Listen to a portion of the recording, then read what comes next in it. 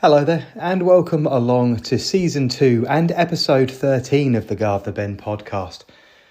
Goodness me, it might be time for me to take a little bit of a breather. It's been an incredibly busy week.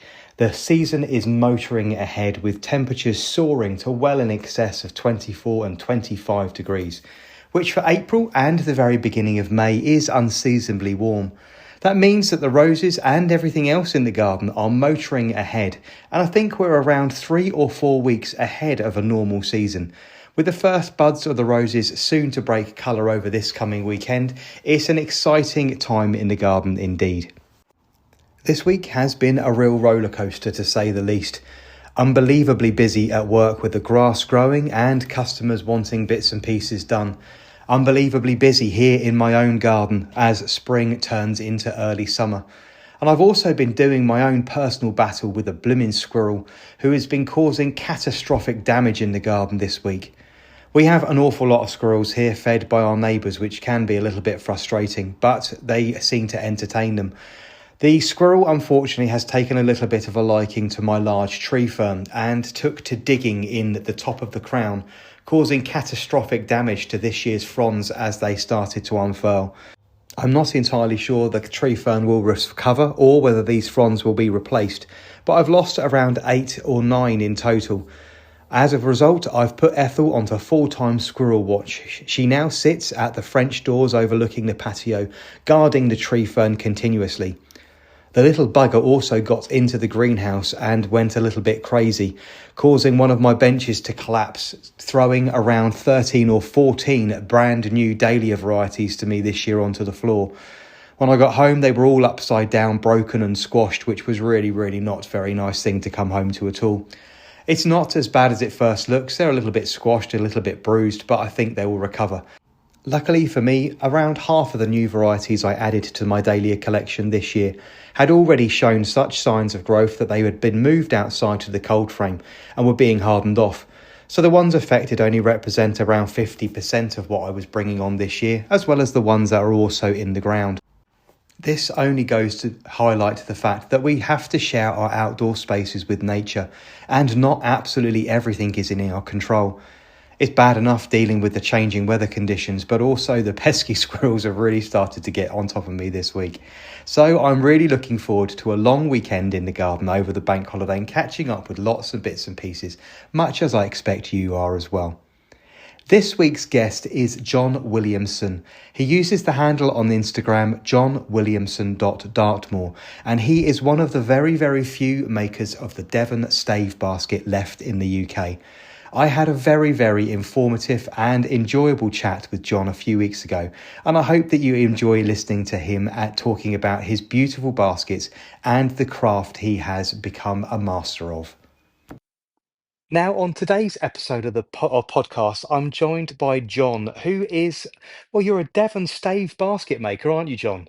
I am a Devon stave basket maker. I mean, amongst other things, it's a craft that it's a combined effort, really. Lots of rural skills and crafts, I guess. But I guess people may know me more for the Devon stave basket. Well, Yeah. I specifically know you for the baskets because I was wonderfully grateful enough to be gifted one for a birthday some years ago, and it is a garden treasure that every single time I post it or I use it in a video, nobody's ever interested in the content I'm talking about or what I'm doing or the brand I might be talking about. They're always, Ben, where did you get that amazingly wonderful basket from? So tell us a little bit about these baskets and how they're made. Well, I get what in basketry terms, the Devon stave basket is would be considered what you call a constructed basket. So it's not woven. It's not a willow weave basket. It's it's made of 3 types of wood, and it's called a stave basket because it's mainly sort of upright staves, a little bit like a barrel construction, a little bit like a bucket. But to Okay. look at, you know it's a basket. Okay. Um, And these are made in varying different sizes depending on their original agricultural or horticultural use. Is that correct? yeah, that's right. So 9 sizes in total, and Okay. original functions would be a general farm basket, but also but used for gathering apples for cider, potatoes on the farms, but also feeding livestock. So Okay.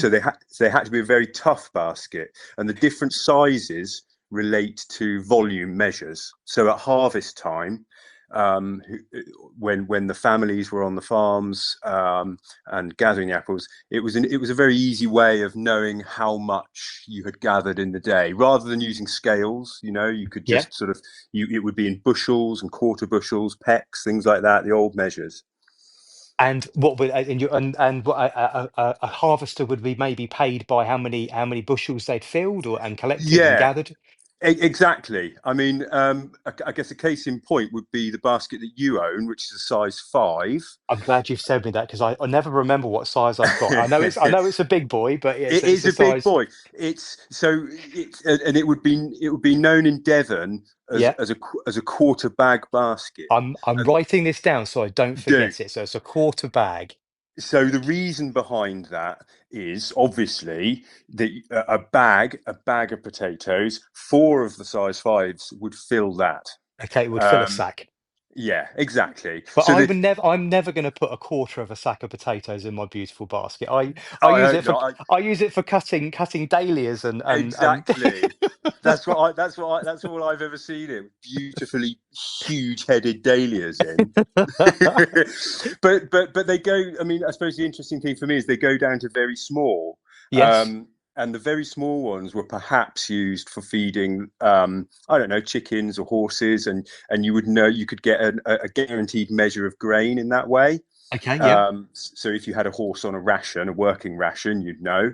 But I also think that maybe with such small baskets, maybe they were used by children, because back in the day, before mechanization, before tractors, when there were more people on the land, the whole family would be involved, Yes, of course, yeah. and a small basket like that with a big burly Devon farmer would just look simply ridiculous. So, especially walking a long way. So I just wondered whether those sizes were used in that way also. For children as well. So Possibly. how long have you, I mean, had the basket's been in existence for an awfully long time. How when does it date back to, this style of That basket? that's a very tricky question. The, the answer is I don't know. However, because of the way that they're made, the handle and the rims, what we call a bond, are made of cleft ash. So that means that I have a single ash pole, and it gets split down its length, so it's not sawn. And processing wood in that way goes back a very, very long time, way back to medieval times. Hmm. Um, However, the baskets that I make, the different sizes I make, they're made on a jig, on a former. And the formers that I copied, there are only one set left in existence when I discovered the old ones in a barn somewhere. And they're made of elm and woodwormy. Now, I traced them back to a farmer that used to own them to 1850, and Okay. that's as far back as I can go.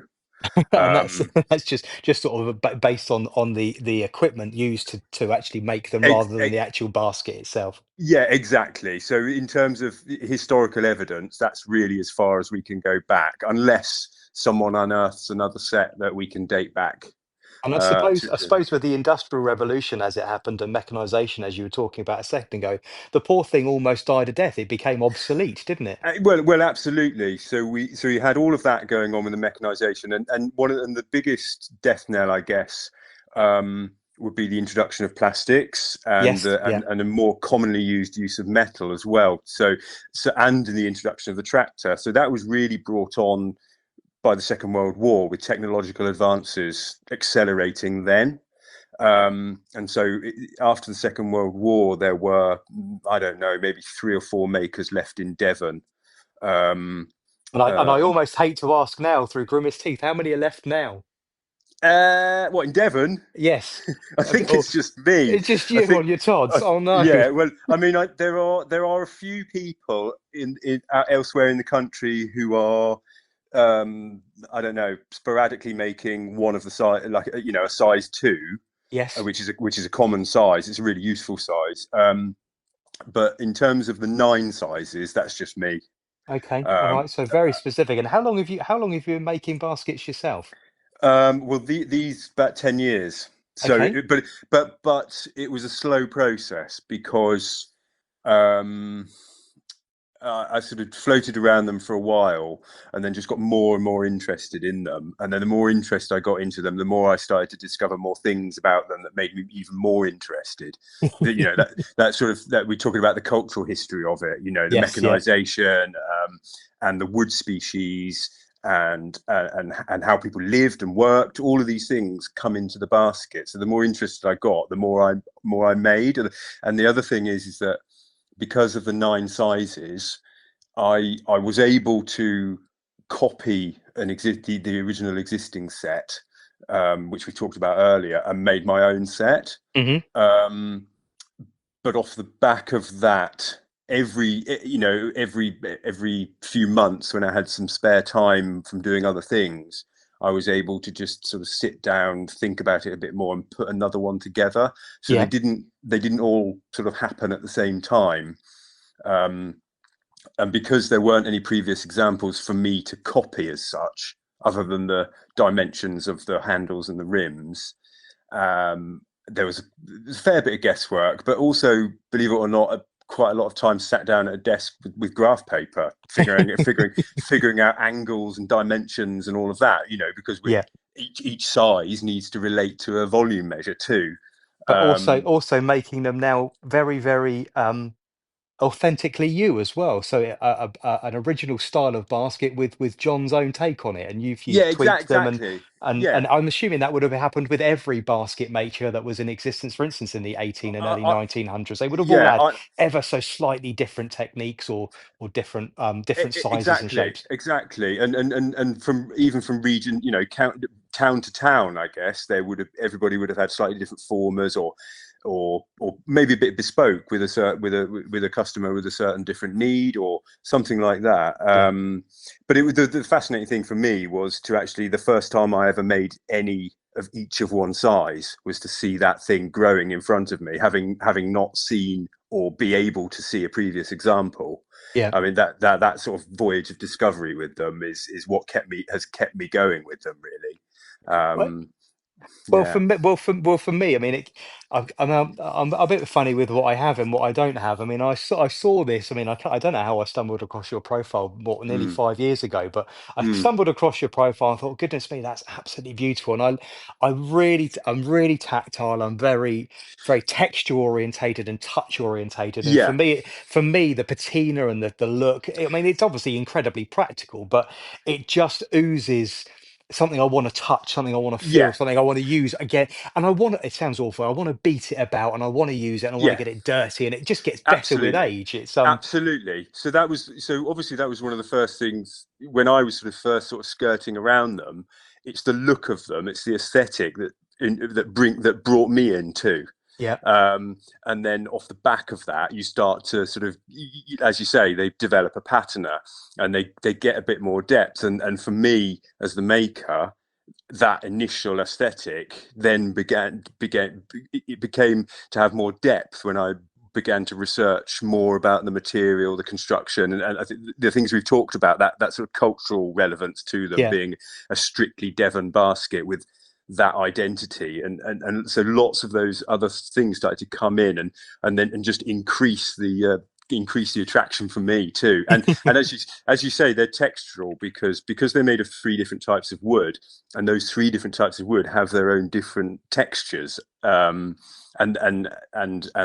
they're put together with iron steel nails, which then once they start to weather, they bleed a little bit, and so that develops texture also. So they look great when they're new, but they also look great when they're old.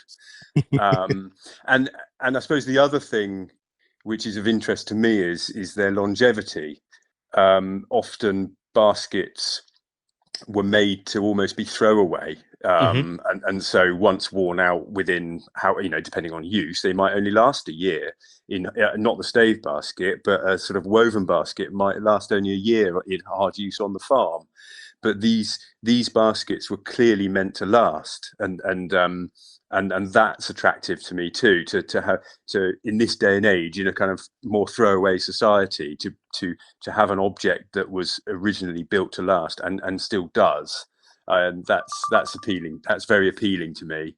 I've repaired baskets. Somebody brought me a 100-year-old basket with a broken handle, and I was able to put a new handle on it for them, for example. And Yeah, that's a lovely thing to do. I can imagine it is. Yeah, I mean, obviously, if I ever have any problems with with mine, I'll be dropping mine down to you personally Yeah, to get it absolutely. fixed. No, that'd be a pleasure. So, John, how did you come into this? I mean, were you in sort of the craft industry beforehand, or and this is something just naturally progressed into, or was it always in your family? No, it hasn't been in my family.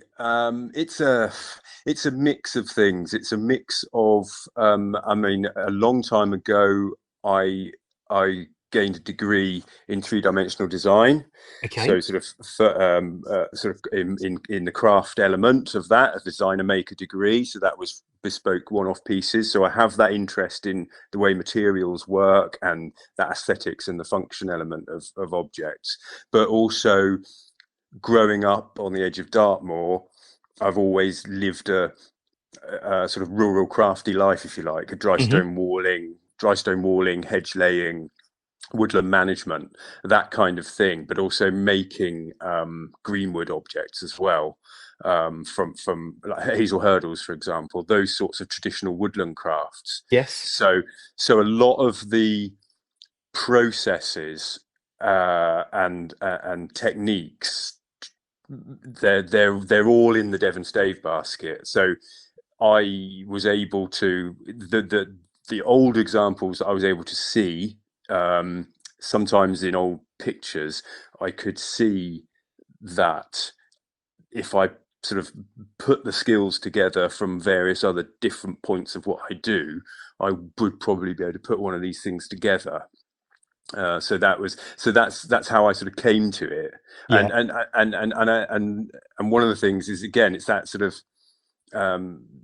it felt like it needed to be done as well, because we have such baskets as the Sussex Trug, which is a very well known basket, and that's a Yes, constructed. I have one of those as well. Yeah, great. Yeah, so that's all that, but that's a much more well known constructed basket used in Yes. the Yeah. garden. Comes in different sizes, and of course it's called a Sussex Trug, so it has that identity. Um, and I knew that this Devon stave basket, almost mythical, existed at one point, with that identity, that the Devon folk had their own basket, and I thought it would be just, and being in Devon, working and living and being part of that, I thought it would be just a great thing to sort of explore and attempt to bring back. And it's great to do, if I do country shows and fairs and craft fairs, the people, people from Devon who visit and we talk about it are really sort of fascinated and proud to have their own basket, which they didn't know of before And because they and died out. And so they should be, because it's a beautiful thing. And I believe I'm in very good gardening company as well. I mean, you've been featured in Country Life magazine and Period Living, and Channel Yeah, 4 have done a bit of thing. I believe Alan Titchmarsh has one, I think, doesn't he? Alan Titchmarsh, I believe, has three now. Oh, now come on, John, that's not fair. Has he three or two or three? I'll be happier Um, if he had two. I know he's he was great, and it He's was obviously really got considerably more money than me. well. I don't know. I mean, he he was very. I, I visited Alan at his place, and we did a TV show, and of course, as part of the demo, I took a load with me, and Hmm. he fell in love with a few when I was there. And So squirreled them away. squirreled them away, exactly. So yeah, and in that respect, I mean, it's really, I never set out to, you know, be on telly with them or speaking to you or in magazines. It comes from a pure kind of self-driven part of me to get that done. And also, I guess, working within that countryside and woodland craft sector, I've always been fascinated by the people who used to make these things, but also the objects. And I don't think they're quite given the credit they deserve, because a lot of these things take a lot of knowledge and time to learn how to make, and they're often not recorded. You might see black and white pictures of people making these things, but often they're not named, No. and I think that's so in that respect, it's really great to be able to sort of take these, what were once, I don't know, considered humble everyday objects, to these bigger and brighter places, and get more acknowledgement for them, I think. Yeah, well, I think that's a thoroughly good thing to do as well. You've mentioned several times that it takes three different types of wood to produce one of these baskets. Yeah, yeah, We're talking about ash, yep, elm, and yep. is it hazel? No, I use generally larch or Scots pine. So, Okay, yeah. so in a perfect world, the reason, this is the other interesting thing for me as a woodworker or a woodsman, is that before plastics, before metals, when many things were made more out of wood, then we had a better understanding of it, Hmm. and the properties that they have. So, for example, the bonds on the bonds, which are the sort of top bands and the bottom bands and the mid bands and the handle, are made of ash. And ash was always used in applications where you needed resilience, toughness, but it could also bend very nicely as well. So, with the baskets, they were often, when they were being used on farms, particularly in potato picking, they'd be thrown around the fields, and those bonds around the top and the handle are almost like bumpers. And so if you'd ever dare to throw your size 5, it No, would I'm not. probably I don't have the confidence to do that. I'm sure. it would probably bounce. Okay. So, and so that's the reason for that. And then the staves are made of a very lightweight softwood, and because they make up the body of the basket, it's where you don't want particular weight, because if you're carrying heavy things like potatoes and apples, you want it to be as lightweight as you can, but it also needs to be tough. So, but also very resistant to weathering and damp. And so the softwoods are really good for that. It's a high, And high, I high, high resin content.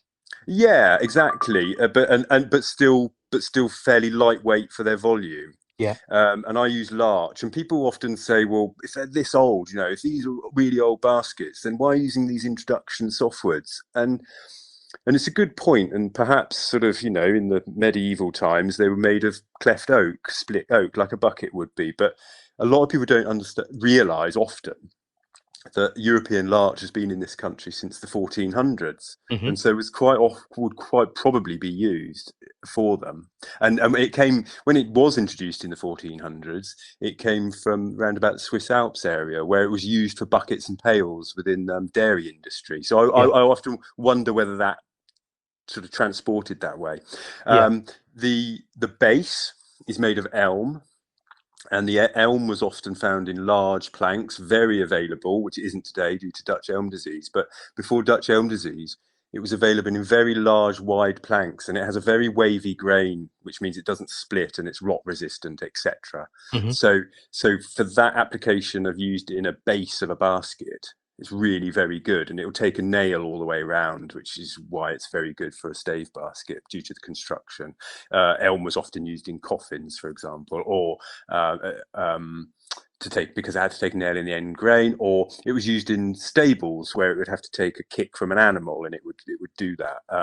So Really, it's really, really interesting to hear that. And of course, obviously, there are no grand old elms left in the country now. no, As soon not as they get really. to about 18, 19, 20 feet, they get mown down by the beetles, and that's them Exactly, gone. And are we exactly. facing the same problem with ash dieback as well? Are you Ash, experiencing problems with ash dieback yet? abs- absolutely, absolutely. It's the biggest threat for me in order to carry on. So it's a kind of an interesting point, because I kind of knew that when 10 years ago, or 8, 10 years ago, easily, we were looking at, the signs were saying really that we were going to lose a lot of ash before it came back, and not knowing whether it was going to come back. So it was in part a driving force to actually getting them done, thinking that maybe I wouldn't be able to get them done if I didn't have any material to make them with. But of course, you've You know, mentioned you actually need the wood green, so it's not even a point of sort of going out and going, well, I'm going to get my hands on X, Y, and Z tons of timber and dry no, it because it's no, useless when it's dried. It needs to be green and exactly. flexible and pliable for you to work with. Exactly, and the original reasons for the baskets dying out, which we've already discussed with mechanization and plastics and metals, um, they they were relevant then, but for me, having brought them back in order to sort of be able to make a decent amount per year, the biggest threat to the baskets I see now is actually the ash dieback. No, Um, yeah, and it's such a shame. I mean, I've tried other woods, and they're sort of fairly successful. But you get to realize as a maker of the baskets that they'd reached a point. The old makers had reached a point when they knew exactly which materials were right and performed in exactly the way they wanted to. So that's not only in the function of how the basket works, but also the efficiency and the ease of making the baskets. I've tried other woods, and for one reason or another, they're not quite right. I've tried hazel, and I can split hazel. Sometimes it grows in a twisty form, which means it's very difficult to work, or I hmm might get more wastage. It might split a little bit too readily when I use the clenched nails, which is the technique of putting it together. It's that sort of thing that always brings me back to still trying to make them out of those original materials, because they were used for a reason, and Yes. it was all tried and tested. And how long does it take you to make a basket? I mean, for instance, like the size five I've got. How Size long would five. that have taken you to put together? It's a good question, and it's a bit vague, I'm afraid, because um, All right. I think the, there's allowed to be a certain amount of myth and I'm allowed to be a bit vague. Well, of course there is. what Yeah. what I mean is it's hard to describe. So for example, Well, it's not a process that you can do flat out from start to finish, is it? It's not something you no, it's can. not. It's not. So the first thing I would probably end up doing is skidding down a muddy old slope looking for the perfect ash, and then deciding which one was the right one to take, and then manhandling it back up the slope in the middle of winter. So And what? then A juvenile a sapling or a tree will speak to you and go, John, I yeah, need to be turned into a yeah, basket, a yeah. handle basket. Yeah. Exactly. So there's a selection of that ash. If we were to get really kind of specifics on it, the best stuff works if it's grown in a wet place, for example. It'll bend well, and hmm if it in a perfect world, it might have grown buffeted by the wind a little bit to give it that extra toughness and resilience. So then I would bring that pole back, and I would split it down into four pieces, four lengths, and two of those would go into a handle former, and the other one would go into a top bond former, and then the other two pieces I might put into a different size for another day, or they might go onto another basket that I'd previously made that needed a bottom bond, that sort of thing. So I tried to Okay. use all four, All right. and So then so just so quickly, so people that don't know that the basket style that you're talking about, they're generally almost sort of rectangular, square, yep, almost yep, square-sided, and the yep, handles that you're producing, you're talking about now, they almost turn 90 degrees. You're forming a U shape across the top of the basket with them, that's and are right. you managing to form those? You say put them into a former, but are you using any heat with that, or are you simply No, bending that timber when it's green? no, simply bending it when it's green, and for me, it's quite an important aspect of the craft. Really, it goes back to who made them.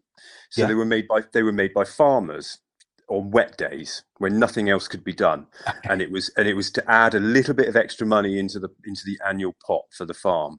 Yeah. So they weren't made by dedicated basket making workshops like the Trug or indeed any other basket.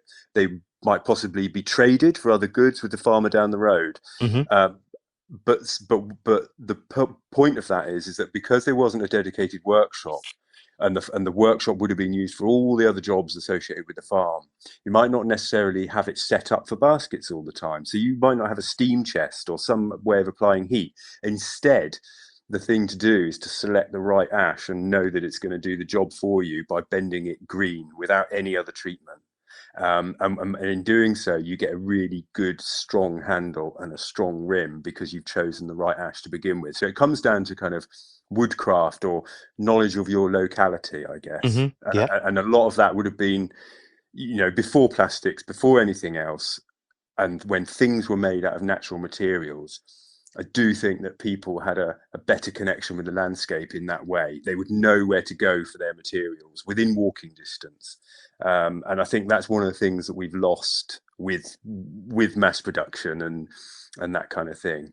So even the craftsperson themselves would have a deeper connection with their landscape. So Yeah. yes, they're bent round a former green, and then they'll sit there for 2 weeks, curing as such. And then once that's done, I'll take the handle out and the top bond.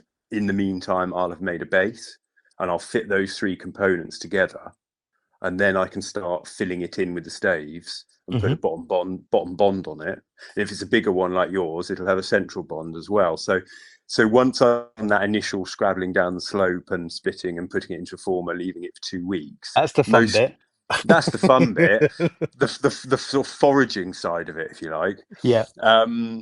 Then it's probably, we're talking, I don't know, best part of the day, really, Okay. to actually put the thing together, give or take. I might have some time at the end of the day to split another pole down and, put them into formers for another basket, something like that. But it's quite hard. It's quite physical and hard work, believe it or not. So No, I can imagine it is. it's usually quite tired. I've watched a lot of your videos of you sort of splitting and handling wood in the traditional way, and I mean it Yeah, must take a huge amount of physical control. You're using yeah, incredibly short, heavy, and sharp tools to do this, and yeah. execute them very well. So I mean, yeah, I can imagine it is tiring. Yeah, And and some of the larger baskets, like the what we call a Devon mourned basket, which is the largest. It doesn't have a top handle; it has two side handles, which are carved out of a much thicker wood at the end staves. I mean, they're a wrestling match, really, because they're sort of half the size of me, so they're quite cumbersome.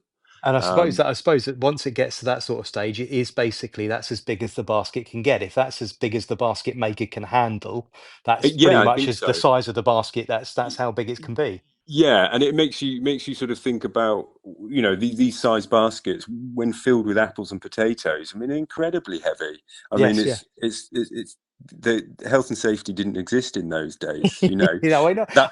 I've literally filled mine three quarters with apples from the garden, and then gone to pick it up. I thought, bloody hell, Yeah, this that's is right. heavy. Yeah. That's right. That's right.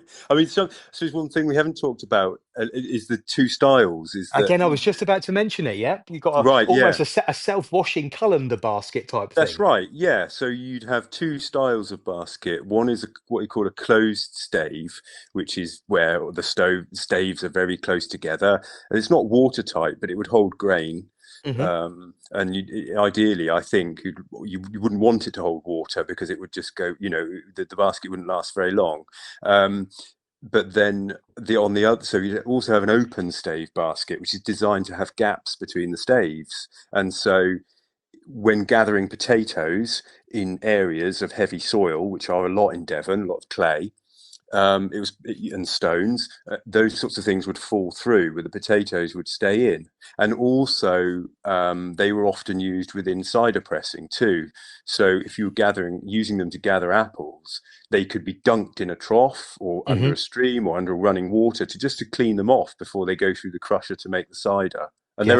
they're a lighter basket, in I general. Like, suppose lost about a third or two-thirds of the actual weight out of the sides. that's right, yeah. So they're lighter in appearance too. They're very sort of airy. They're very different in that way too, as well as And I yeah. suppose in today's terms would make a thoroughly lovely linen basket for pegging out your washing, that kind of thing. Yeah, perfect. Yeah, perfect. Or I yeah, mean, not wanting to give anybody any ideas, but yeah, it's or get you gathering veg on the allotment. yes, I've yeah, sold those styles for people allotment holders, and they're very good for yeah. that kind of thing. And for their original purpose of gathering apples and potatoes. Yeah, Mhm. And so, yeah. obviously, I found your account about 5 years ago on the internet. I mean, I'm assuming, as we spoke about earlier, this has put your localized woodland craft into a public spotlight when you suppose don't suppose you really know again at the end of the day who's going to message you. I remember sending you a message saying, "Oh, have you got a price list for this basket?" And I got back a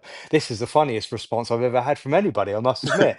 It was a little piece of paper with a basket drawn on it in a bit of pen and some numbers next to it saying size this 3, 4, 5, 6 and a price Yeah. next to it. And I thought, that's the marketing. I mean, this is absolutely bloody genius. This is.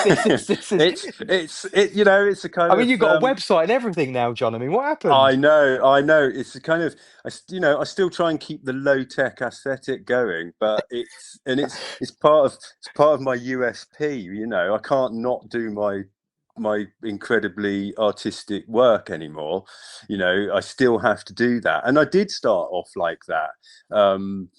And I would ping people, yeah, my rough little line drawings with the rough prices and the rough dimensions, and it Well, I think I became think I think they're utterly fabulous. You keep doing those for as long as you yeah, can. and It's I love it, and it's just a way of yeah, and it's a way of communicating easily to people, and it's sort of a bit of a two fingers up at the technology aspect of social media in a way. Now, the funny thing is, my parents actually purchased the basket from you for me as a birthday present. That's And right. and I know my parents, being my parents, I know my dad would have probably looked at the information provided by you and gone, "What the bugger in hell is this? Yeah, I'm not yeah, sending this man a backs transaction or a check or who great, is this guy?" But again, great. I was so interested to see when because I told my mum and dad that's exactly what I wanted. I didn't want anything else for this particular birthday because it was my Oh, 40th. bless you. And I was half expecting them to go, "No, not going to buy that," and give me the money instead. And then it arrived, and I was just so thrilled with the blooming thing. It was absolutely amazing. So That's it's great. And for me, it's really lovely to see you using it and to see the images that you put up as it's getting older, as it's weathering. It's really lovely to see because often I see them when they leave me and yeah. they're all sparkly, and Well, mine's not and sparkly anymore. It's very well used and no, very no, well no. loved. Yeah, no, it's great, and it's lovely for me to see that. I mean, I there are one or two that I've been able to keep for myself, and so I'm sort of developing that pattern. But I'm still trying desperately to make a full set of the nine sizes to keep for myself, and I Oh, okay. haven't I You haven't haven't managed it. managed.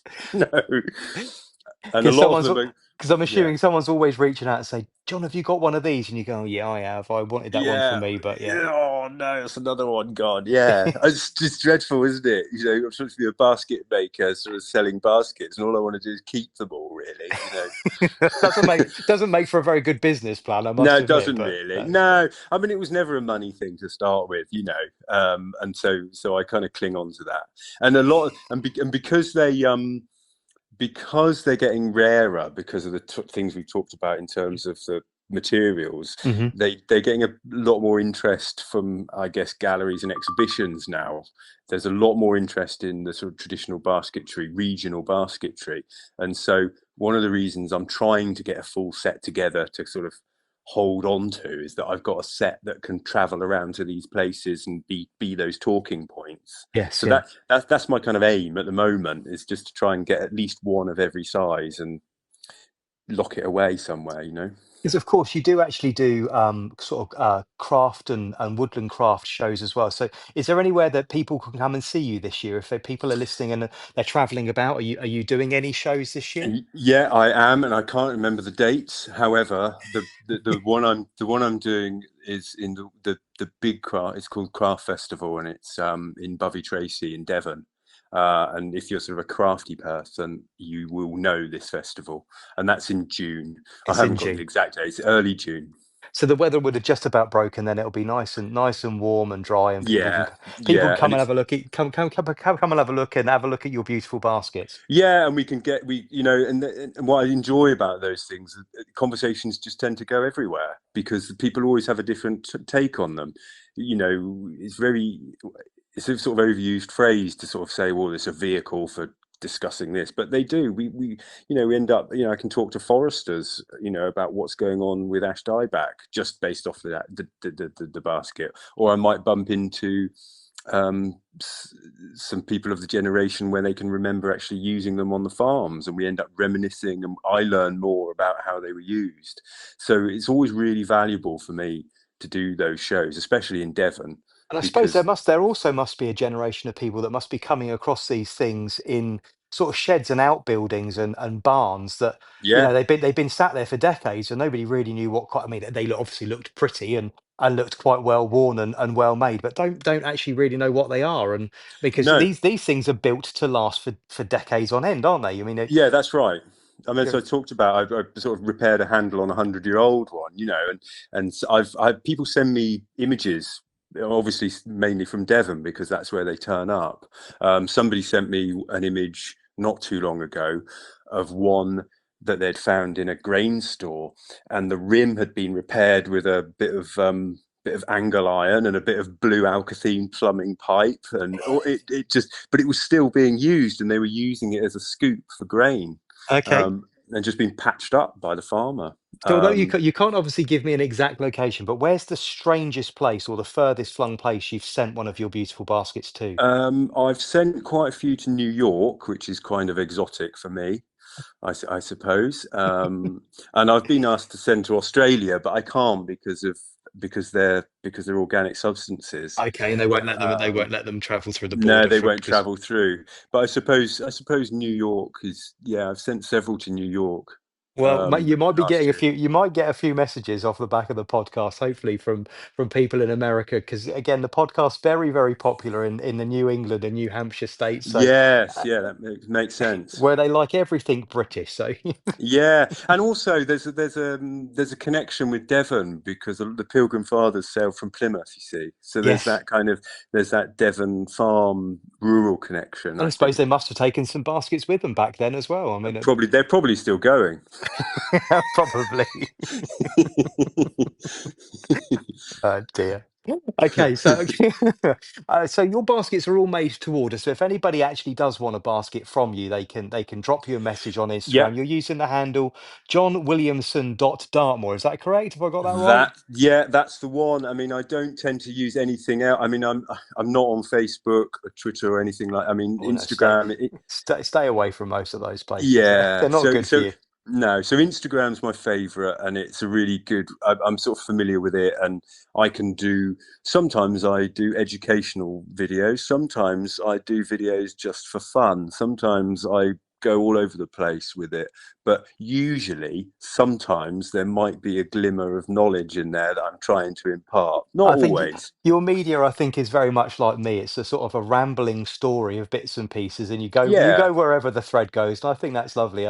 I'm almost waiting for a children's story time from outside of your lovely Oh, from oh. your bow topped wagon. I think that would be You a lovely thing for you to do. You're not the first person to ask that. There was, it's been a request, to have a regular slot where everybody can check in and knowing that I'll be there Do at, it, do it. 5 o'clock or 7 o'clock one evening, and we'll just do the same story, and just we'll work through it. And I quite like that. Well, That might be fun. I'll have to recommend a little children's book for you that a friend of mine Yeah. that unfortunately she passed away from a brain Right. tumor about a year Right. ago. But before she died, she wrote a little book called The Toadstool That Wanted to Stay.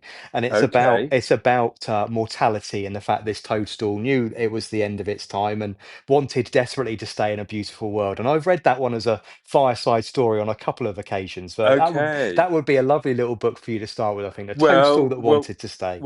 that sounds great. Let's do that. I mean, that would be a great way to show respect for your friend as well, wouldn't it? And it's all about woodland and leaf litter on the floor and yeah, Yeah. it's a All lovely little right. Well, book. I'd be happy. Let's do that. Let's get that organised. John, Yeah. thank you so much for your time and talking to me about your beautiful baskets today. As I say, I have one and myself and absolutely adore it. If anybody is looking for more information, head over to johnwilliamson.dartmoor on Instagram and show your account some love. But thank you so much for joining me today. It's been a real pleasure talking to Oh, you. it's a pleasure. It's always good fun talking about them. All And to right, you. John. You take good care now. Bye bye. Cheers now. Bye. Bye. Bye. Bye. Please do consider heading over to Instagram and give John's account some love. It's johnwilliamson.dartmoor on Instagram. and he shares his passion for the Devon stave basket on an almost daily basis. To say that I enjoy using mine is a real understatement. It brings me such pleasure to handle something that is not only handmade but of a beautiful quality, and knowing that I've supported a small independent business whilst getting something of a stunning quality that I enjoy using brings me great happiness indeed. On next week's episode, which is episode 14, I'm joined by Matthew Pottage, who is the head of horticulture and landscape strategy at the Royal Parks. He's also on BBC Radio 4 Gardener's Question Time panel and an author on Scribehound. So please do join us next week, and until then, happy gardening.